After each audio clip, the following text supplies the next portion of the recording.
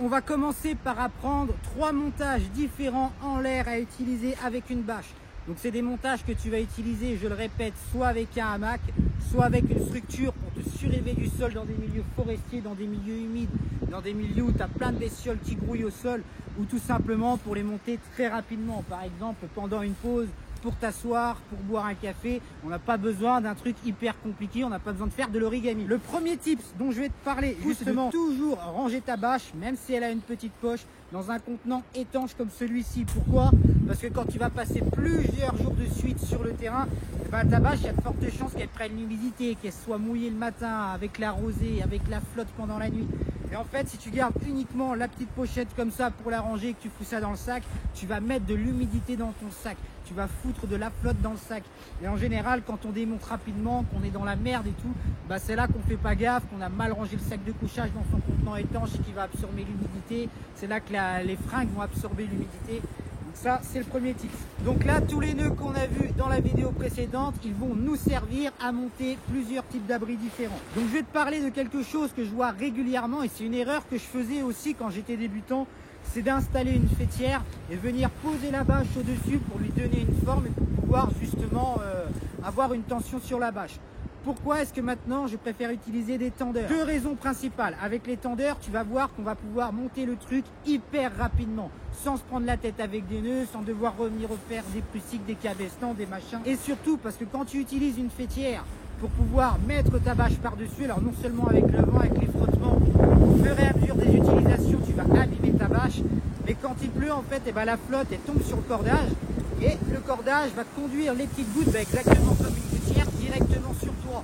Alors ça va tomber sur tes fringues, ça va tomber sur ton sac à dos, ça va tomber dans le hamac, ça va absolument tout tremper, tu vas être complètement humidifié. Donc là, on va commencer par le montage en canadien en V, donc il va pouvoir être soit surélevé, soit posé au sol. Je vais te montrer deux options. La première, ça va être tout simplement avec ta fêtière principale. Donc tu viens l'installer en hauteur, tu règles en fonction de ce dont tu as besoin. Tu viens chercher l'extrémité de ton tarp juste au milieu. Et là, tu vas venir accrocher ton prussique. Donc là, je fais mon prussique. Et comme je te l'ai dit, on ne vient pas placer la bâche par-dessus, on vient la placer par en dessous. Je vais faire pareil avec l'autre extrémité. Et là, je vais pouvoir venir chercher la tension. Tu vois, le nœud de prussique, une fois qu'il est fait, je peux venir tendre, ça bouge plus, mais si j'ai besoin de détendre, je peux pousser. Et là, je vais venir installer mes sardines de chaque côté. Ça dépend du nombre d'attaches que tu as sur ton tarp. Ça dépend du vent aussi, du nombre de branches qui est peut-être à ta disposition autour de toi. Donc ça, bien sûr, comme je te l'ai dit, on peut le faire au sol, par exemple. Donc là, tu vois, j'ai juste à venir mettre mes sardines ou mes piquets en bois que j'ai taillés au couteau selon ce que j'ai sous la main. Je plante au sol. Là, j'ai un montage au sol. Si je remonte la hauteur de mon montage, la hauteur de ma fêtière, je vais pouvoir justement avoir un truc beaucoup plus haut. Et là, je vais refaire un test avec un petit bâton pour pas attraper mon tarp. Mais bon, tu vas comprendre que c'est la même chose. On est en pleine nuit, il y a un truc qui nous tombe dessus. Hop, il est dévié. Et ça, c'est parce que la fêtière principale, justement, est au-dessus de la toile. Donc ça, montage en V. Tu vois, ça fait un V. Je suis protégé des deux côtés. Et quand j'utilise la nature, j'ai l'arbre qui vient me protéger par ici. Mais là, tu vois, je fais montrer exprès. Je suis mal orienté. Le vent, il rentre à l'intérieur de l'abri. Et ça, c'est un risque dans la nuit qu'il y a un truc qui s'arrache ou autre et que tu cours cul nu dans la forêt pour aller remettre tes sardines. Là, je suis venu faire l'inverse. J'ai monté plus en hauteur.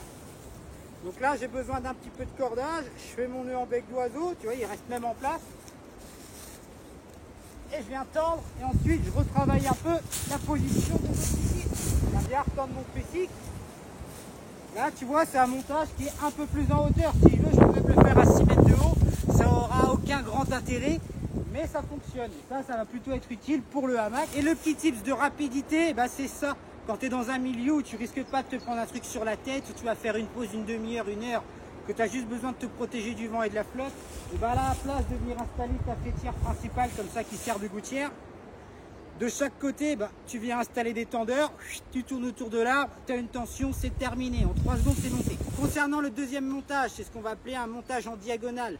Donc ça, c'est un montage qu'on va surtout utiliser en hamac et particulièrement l'été, parce que ça permet d'être protégé de la flotte et ça permet quand même d'être assez aéré, d'avoir des petits courants d'air pour pas avoir trop chaud. Et bien ça, même méthode, même combat, sauf qu'à la place de venir chercher le milieu comme on a vu précédemment, on va simplement venir prendre une diagonale, donc c'est-à-dire un côté du tarp d'un côté et l'autre côté à l'opposé.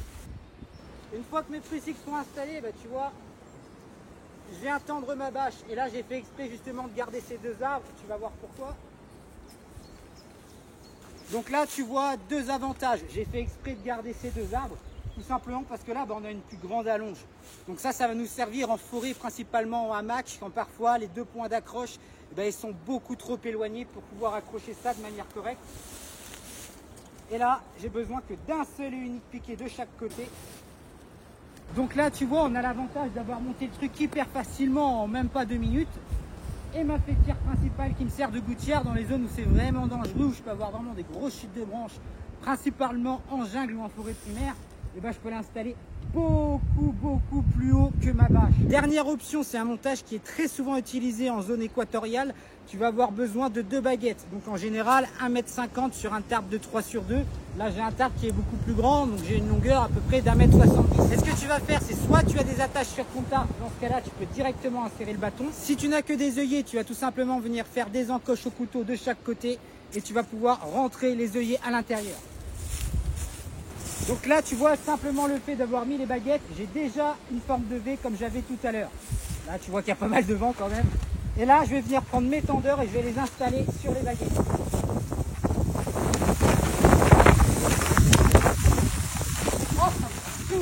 Comme tu as pu le voir, c'est pas utilisé dans des conditions venteuses parce que sinon tu te blesses. Bon c'est pas grave, je verrai ça plus tard. Et l'intérêt de ce montage, c'est que je peux passer justement d'un montage canadien comme tu l'as vu ici. Si j'éloigne le tendeur des deux côtés,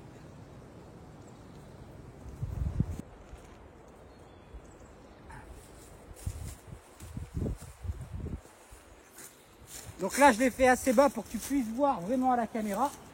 L'intérêt c'est de passer d'un montage canadien du coup à un montage de trappeur, à quelque chose en dessous où je peux venir travailler.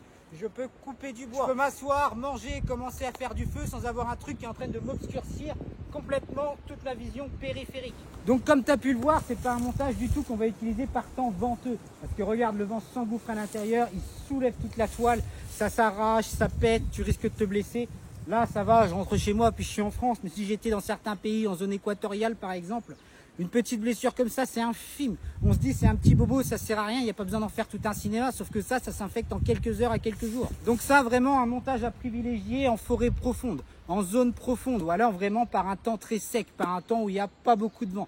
Ça permet justement d'être polyvalent, de pouvoir hop, bouger le truc, voir aux alentours, travailler, manger, couper son bois, faire son feu. Et quand on va se coucher, bah hop, à la place de refaire tout un montage, tu rapproches les tendeurs. Là, je vais te le refaire. Là tu vois, tout de suite mon montage il est redescendu, je suis revenu sur un montage canadien en V et là je peux dormir tranquillement. Si on se prend la pluie par exemple sur la gueule, c'est bien pour ça que les mecs en zone équatoriale utilisent ce genre de montage, t'as pas besoin de sortir de ton tarp pour pouvoir régler, pour pouvoir tout changer. Donc ça vraiment c'est un montage hyper polyvalent qui peut servir vraiment dans énormément de situations, sauf comme je viens de te le dire en temps venteux, en plaine, là où tu n'as aucune protection. Sauf que là, bah, comme tu peux le voir, il n'y a aucune accroche au sol. Je n'ai besoin absolument d'aucune sardine. Je n'ai pas besoin de venir faire des piquets. Tout ce qu'il me faut, c'est 2 morceaux de bois, 2 tendeurs, ma faîtière principale qui vient me protéger et c'est terminé. Donc à savoir que sur des tarpes avec une superficie inférieure, sur des tarpes 2 mètres sur 3, sur des tarpes parfois hybrides, on ne sait pas trop des fois ce qu'on achète. Là c'est du 3x4 par exemple. Et ben 2 bâtons de marche ou alors 2 pagaies de ton kayak, bah, ça suffit amplement pour faire le montage. Là tu vois le vent il se lève. Le montage il sert strictement à rien. Donc, vraiment encore une fois à privilégier dans les conditions que je t'ai citées. Pour cette fin de vidéo concernant les différents types de montage avec un tarp, je vais d'ailleurs me dépêcher de la faire parce que tu vois comment ça s'assombrit, plus le vent, ça c'est mauvais, rentre chez toi. Il nous reste à voir le montage en appentis et sa variante que je vais te montrer maintenant et le montage en tipi. Le montage en appentis, on va l'utiliser principalement pour des pauses et généralement dans ce genre de situation quand tu as un vent qui vient vraiment d'une seule direction et qui tape fort. Ce qu'on fait, c'est qu'on vient prendre notre tarp, tu vas le mettre dans la longueur et tu vas venir attacher chacune des extrémités. Donc bien sûr, pour gagner du temps, si c'est une urgence, tu n'as pas besoin de ta fêtière, tu peux simplement mettre 2 tendeurs. Putain, devant! Voilà pourquoi c'est des bonnes conditions pour s'entraîner. Si tu arrives à faire tous tes montages dans ces conditions-là, tu seras parfaitement opérationnel. Voilà pourquoi il faut toujours nettoyer sa zone avant de travailler, parce que tu vois, j'en ai plein les pattes. Voilà, c'est parce que je te fais des montages en série. Donc là, tu vois, par contre, je suis bien protégé du vent qui me cassait les couilles tout à l'heure. Je peux travailler, je peux faire mon feu, je peux me faire à manger, je peux faire tout ce que je veux. Et l'intérêt de ce montage-là, justement, on va voir sa variante, c'est qu'on va pouvoir se faire un tapis de sol. Ce que je vais faire, c'est que je viens chercher mes œillets qui sont au milieu de ma bâche. Donc mes œillets ou mes attaches, si tu en as. C'est pour ça que je te conseille un tarp avec les deux. Hop. Et je viens rabattre l'autre extrémité. Évidemment, je suis emmerdé par la racine. Bon, on s'en fout. Et là, tu vois, je suis protégé du vent qui me casse un peu les couilles. Et je suis protégé de l'humidité du sol. Donc ça, c'est un montage très rapide à faire, très simple. Et surtout, on va beaucoup s'en servir, par exemple, pour les premiers secours que tu as vu tout à l'heure. On peut simplement sortir un poncho ou une bâche ou une couverture de survie lourde. Tu fais ton montage, tu es protégé du sol. Et là, tu peux laisser ta victime ici pendant, par exemple, que tu fais ton bilan. Pendant que tu apportes des premiers soins, pendant que tu gères des blessures. Et pour le dernier, le montage en tipi, alors celui-là, il va être un peu plus technique, va falloir suivre. Ensuite, tu vas venir planter un piquet dans les attaches du milieu. Surtout, tu mets déjà une bonne tension. Une fois que j'ai attaché mes 2 extrémités que j'ai bien tendues, je vais sauter cet œillet-là et je vais attacher celui-ci. Et donc, je fais pareil de l'autre côté. Mes angles, je vais les rabattre à l'intérieur. Maintenant, je vais avoir besoin d'un mât. Alors, 2 solutions. Soit tu utilises un vêtement, soit tu utilises comme moi une petite pochette de ton tarp, de quoi que ce soit. Et tu viens protéger comme ça. Et on va venir le mettre en dessous au niveau des attaches là, latérales qu'on a mis. Je viens lui taper sur le coin de la tronche. Une fois que j'ai ce que je veux, je vais venir fixer mon mât avec de la cordelette. Et là, je vais venir fixer l'avant de mon tarp avec des piquets. À ce moment-là, on se retrouve avec 2 variantes. Il y en a qui aiment tout simplement partir et replier sur les côtés. Moi, ce que j'aime, c'est d'avoir un abri fermé. Donc tout simplement, avec de la corde, tu vas pouvoir venir croiser et fixer de chaque côté. Donc je vais refermer, je vais replier. Et voilà. S'il faut ton pilier central, tu le découpes, tu le diminues, tu le fais plus petit de manière à pouvoir fixer directement cette partie-là au sol et avoir un truc complètement fermé. Maintenant, il faut se méfier parce que quand tu fermes complètement le bordel, moi ça m'est arrivé pendant plusieurs mois, il y a énormément de condensation. Donc je préfère garder une petite aération. S'il faut, tu fous le sac à dos devant, tu fous un truc pour pouvoir boucher l'entrée. L'air peut quand même passer, peut quand même circuler et s'évacuer. Et là, tu te mets à l'abri de la condensation. En avant et toujours en avant.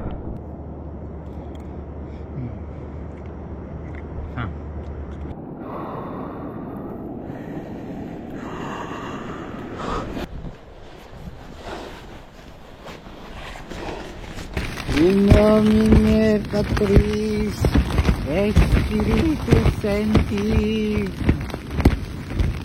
Et voilà, ça recommence. Ah putain. Le tarp il va encore s'envoler tout à l'heure. Ah, c'est pas possible. Oh, j'adore ça quand j'essaie de dormir. Vas-y, faut faire comme si t'étais pas là, le vent. Hein. Casse pas trop les couilles, surtout là. Putain, ah, c'est pas possible. Je crois que je peux rêver pour être tranquille. Hein. Allez, vas-y. Vas-y, souffle encore plus fort. Cette fois, tu pourras pas t'envoler. J'ai mis des caillasses absolument tout autour. J'ai tellement mis de caillasses, tu vois, que j'ai plus de place. J'ai plus de place, j'ai tendu toute la toile. J'ai mis 50 caillasses et tu t'envoleras pas. Hein. Par contre, qu'est-ce que ça vibre. Oh, j'en ai marre, regarde-moi ça. Oh, il vient par ici. Viens me voir, mon petit. Alors, toujours aux aguets. Hein. Qu'est-ce que t'es beau.